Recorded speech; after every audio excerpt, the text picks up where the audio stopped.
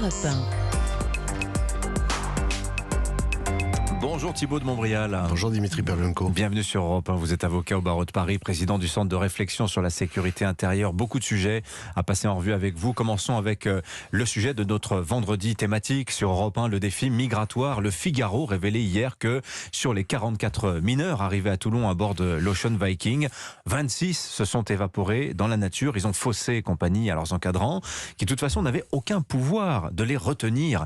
Explique la préfecture. Cette affaire est quand même surprenante pour un novice en matière de droit des étrangers, Thibaut de Montbrial.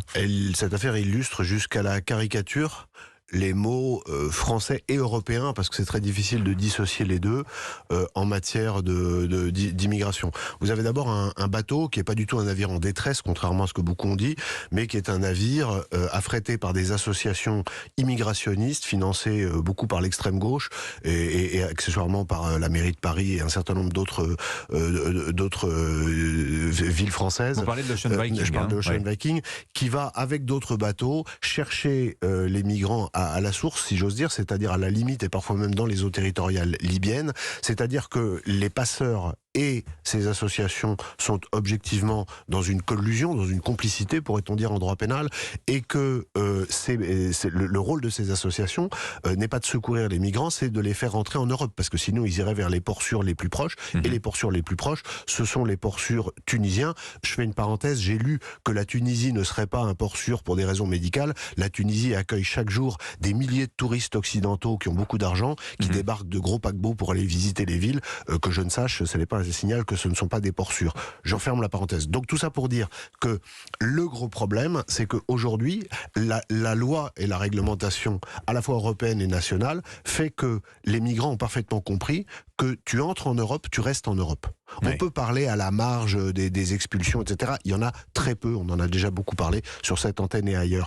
En réalité, les gens qui rentrent en Europe aujourd'hui, y restent. Et donc, ce qu'il faudrait changer, c'est le logiciel total de pensée à la fois à Paris, mais dans toutes les capitales européennes et jusqu'à Bruxelles. Logiciel de pensée. Logiciel de pensée. Donc pour vous, le problème, il est idéologique aujourd'hui. Il est totalement idéologique. Aujourd'hui, c'est pas tant un problème de droit. Le droit s'adapterait aux idées en cours. Mais le droit, c'est toujours adapté aux idées, contrairement à ce qu'un certain nombre de gens pensent. Et les peuples européens sont aujourd'hui agacés de voir les conséquences d'un flux migratoire qui n'est pas maîtrisé. Il y a des conséquences sociales, il y a des conséquences culturelles sur lesquelles il faut insister car elles sont considérables et ont déjà commencé à avoir des effets et continueront à avoir des effets à long terme, et des conséquences sécuritaires. Aujourd'hui, la seule politique raisonnable, c'est très difficile à entendre et les gens qui disent ce que je vais dire sont souvent critiqués, mais la seule politique viable, c'est de faire ce que font les Australiens, c'est-à-dire une politique qu'on appelle de pushback, c'est-à-dire que les navires européens sous l'égide de Frontex seraient organisés pour intercepter et évidemment donner de l'eau, de la nourriture, mais raccompagner au port de départ. Pushback repousser. Pushback, ça veut dire repousser les migrants, et ne seraient accueillis en Europe que les gens qui iraient déposer dans un certain nombre de hotspots, de points précis, qui seraient organisés en accord avec certains pays, des demandes qui seraient faites hors d'Europe, qui seraient instruites en Europe, et ensuite on ne laisserait entrer en Europe que les gens qui seraient accueillis. Parce qu'aujourd'hui, les gens déposent leur demande d'asile, on les lâche dans la nature avec une carte bleue payée par l'État, abondée par l'État, qui leur permet de faire des achats. Ils peuvent être récupérés par des trafiquants, d'autres peuvent se livrer à des infractions pénales, etc. Beaucoup ne viennent pas pour le mode de vie européen, mais pour échapper à la misère, et donc veulent continuer à vivre selon leur propre culture, qui est souvent contraire à la nôtre sur un certain nombre de points, ce qui crée des tensions, etc., etc. Il faut repenser tout ça, parce que sinon, nous allons avoir de plus en plus de drames, et tout ça risque de mal se terminer. Il y a des pays qui l'ont compris. Le Danemark l'a compris. Le Danemark a mis en place une politique tellement ferme que les populistes ont été complètement vidés de leur substance, et qu'aujourd'hui, ce sont les pays les partis dits de gouvernement qui mettent en place, à la demande du peuple, c'est ça qui est important, à la demande du peuple, des mesures fermes. Mais comment vous expliquez, Thibault de Montbrial, en France, quand au gré des sondages, on voit que 60 à 70% des Français sont plutôt favorables à l'idée de davantage de sévérité dans la politique migratoire? Moi, je pense qu'il y a une déconnexion totale entre quelques élites françaises et la réalité du terrain, mais surtout, ce sujet n'est pas traité avec toute la gravité qui devrait. Quand vous entendez le président de la République, Emmanuel Macron, dire, pour justifier l'accueil de l'Ocean Viking, exactement l'inverse, Dimitri Pavlenko, l'inverse mot à mot de ce qu'il disait en 2018 pour refuser l'Aquarius sur les côtes méditerranéennes, c'est consternant. Pourtant, la situation à l'époque était moins grave, elle était déjà grave, mais elle était moins grave de ce qu'elle est aujourd'hui sur notre territoire. Donc c'est un problème idéologique. Le peuple ne veut plus de ça. Autre sujet, Thibault de Montbrial, et ce sujet, je sais qu'il vous intéresse beaucoup. Ce matin, dans les colonnes du journal Le Monde, la procureure de Paris, Laure Bécuot, livre un entretien particulièrement inquiétant. Je cite 2 phrases qu'elle prononce. Elle dit « L'infiltration de nos sociétés par les réseaux criminels dépasse toutes les fictions. Le niveau de la menace que fait peser la criminalité est tel que l'on détecte des risques de déstabilisation de notre état de droit, de notre modèle économique, mais aussi de nos entreprises. » C'est terrifiant de lire cette phrase. Je rappelle, c'est la procureure de Paris qui s'exprime. C'est une interview absolument capitale. Elle est courageuse. Elle dit des choses que les spécialistes commencent à identifier en France. Elle fait référence à la situation catastrophique que nos concitoyens ne mesurent pas, qui est celle des Pays-Bas et de la Belgique. Elle en parle. J'ai pris connaissance il y a quelques semaines du fait qu'il y a actuellement aux Pays-Bas un gros procès de narcotrafiquants et que l'un des témoins principaux avait été tué, que son avocat a été tué et que les narcotrafiquants en lien avec ce groupe avaient fomenté l'enlèvement du ministre de la Justice belge qui a été exfiltré avec sa femme et ses enfants dans l'heure où les services de renseignement ont appris ce renseignement et était placé pendant quelques jours dans ce qu'on appelle une safe house, c'est-à-dire une maison isolée, cachée au secret. On a du mal à comprendre parce qu'on entend toujours dire que les criminels, finalement, pour le business, pour les affaires, veulent la paix sociale. Vous imaginez. Comment vous expliquez ça? Parce qu'on est entré dans une ère où nos États sont tellement faibles. Il y a un tel effondrement de l'autorité et de tous les piliers des États régaliens européens que la nature ayant horreur du vide, vous avez des organismes privés qui se livrent à des coups de boutoir. Vous avez tout le milieu islamiste, avec hier, puisque vous évoquez Le Monde, on peut aussi évoquer le Figaro avec un dossier passionnant sur l'entrisme frériste des frères musulmans en France et en Europe. Et vous avez donc la grande criminalité, la criminalité en bande organisée, comme on dit en droit français, qui se livre à de l'importation de stupéfiants et d'armes, et également à la traite d'êtres humains, et surtout, et vous parliez des entreprises tout à l'heure, ça aussi c'est un angle mort dans le débat public, parce qu'il y a la question de l'infraction, et ensuite il y a ce qu'on fait de l'argent de l'infraction. Et cet argent est massivement injecté dans l'économie par le biais du blanchiment. Et ce blanchiment, il est fait grâce, ou parfois contre leur gré, dans certaines entreprises, par des prises de participation, etc., avec des contraintes qui sont opérées par les délinquants sur les chefs d'entreprise qui seraient réticents. Donc, il y a eu toute une toile d'araignée, un peu sur le modèle de la mafia italienne dont vous vous souvenez, qu'au début des années 80, elle avait pris la main sur la politique italienne, elle avait fait exécuter un certain nombre de juges, et donc elle était vraiment dans une phase de déstabilisation, et la seule façon qu'ont eu les Italiens de se sortir de cette grande criminalité, c'est de mener une lutte à mort avec des magistrats qui ont passé pour certains 20 ou 30 ans de leur vie protégés par une dizaine de policiers en permanence, avec un grand ménage dans les partis politiques, dans les entreprises, et avec une politique extrêmement courageuse, notamment grâce au fait de favoriser les repentis. Oui. C'est les gens qui ont parlé.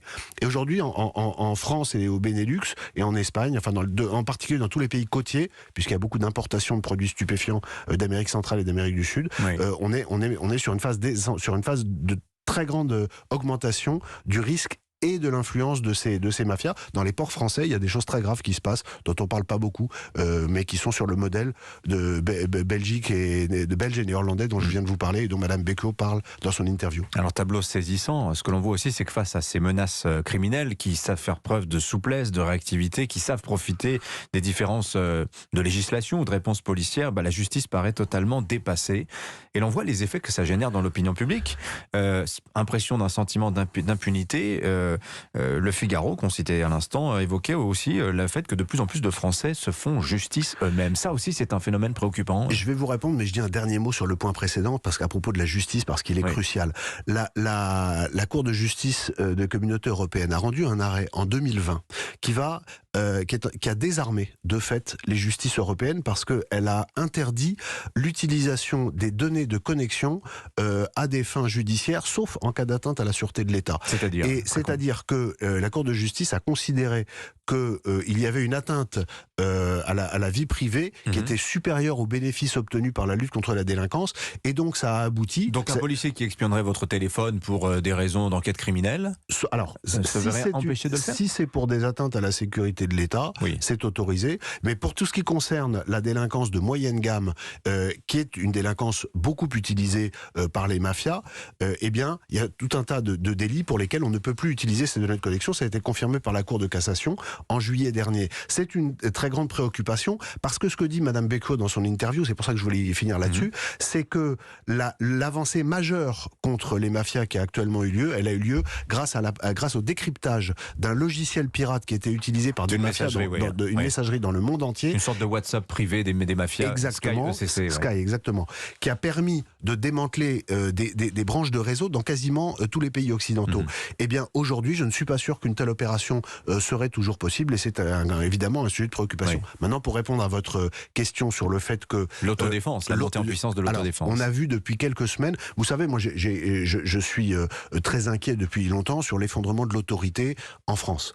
Et l'autorité judiciaire, c'est une des autorités essentielles, parce que la justice, c'est un régulateur, c'est un facteur de paix sociale, parce que la justice, c'est l'État qui s'occupe de trancher le litige que vous pouvez avoir avec votre voisin, ou que on peut avoir entre la société et les délinquants. Alors on la disait, votre paupérisation, on a vu les budgets fortement augmenter, l'argent n'arrive plus à régler les problèmes aujourd'hui. Mais parce qu'on a pris beaucoup trop de retard, et aujourd'hui il y a des flux. Vous avez, ça a été dit, pas beaucoup, mais il y a une circulaire conjointe du ministre de l'Intérieur et du garde des Sceaux qui a incité à classer sans suite des stocks de plusieurs centaines de milliers de procédures, parce qu'elles étaient trop vieilles et qu'on n'aurait plus pas le temps de toute façon de les traiter.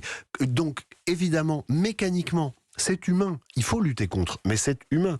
Quand vous avez une impression, parce qu'en plus, ça n'a pas même plus besoin d'être vrai, désormais, c'est tellement ancré dans l'esprit des gens, ces dysfonctionnements judiciaires, que beaucoup qui ne réfléchissent pas forcément autant qu'il le faudrait, eh bien, vont avoir tendance à se dire, puisque ça marche pas, on va le faire nous-mêmes. Et il y a eu coup sur coup des cas à Nantes, à Roanne, de gens qui se sont organisés. Alors, jusqu'à maintenant, c'est beaucoup autour de communautés. C'est-à-dire que ce sont des communautés qui se sont organisées pour lutter pour aller retrouver les auteurs présumés de crimes ou de délits commis contre certains de leurs membres. Mais les procureurs de Nantes, de Roanne se sont exprimés, et ont dit la gravité de ce que pouvaient générer ces dérives. Il faut bien, Dimitri Pavlenko, dissocier les gens qui mettent en place une forme de justice privée des gens qui se défendent dans l'instant d'une agression. Ça, c'est la légitime défense, c'est un droit fondamental, et ça n'a rien à voir. Mais là, ce qui est très grave, c'est que des gens sont en train de mettre en place des mécanismes de justice privée. J'ai une dernière question très rapidement, Thibault de Montbrial. Hier, 17 novembre, 4 ans des Gilets jaunes. Qu'en reste-t-il ? Il en reste l'impression de ce que d'un coup des événements qui ne sont pas forcément des événements qui font la une de l'actualité peuvent générer des frustrations qui débouchent sur une grande violence. En 4 ans, la violence a profondément augmenté dans notre société. Tous les marqueurs nous le disent, les statistiques nous le disent. Si demain il y avait une étincelle qui générait des gilets jaunes à la mode 2022-23, il est à craindre que la violence que nous avons connue en 2018 soit dépassée. Il faut donc tout faire pour que ça n'arrive pas, mais malheureusement, l'ensemble notamment des pénuries lourdes qui affectent la France depuis quelques mois, et ça n'a pas l'air de prendre la direction de s'arranger, va à nouveau créer des tensions sur lesquelles il faudra être vigilant. Diesel, il est 50 à 70 centimes plus cher qu'il y a 4 ans. Merci. Merci Thibault de Montbrial d'être venu nous voir sur Europe 1 ce matin. Je rappelle que vous êtes avocat au barreau de Paris et président du Centre de réflexion sur la sécurité intérieure. Bonne journée à vous.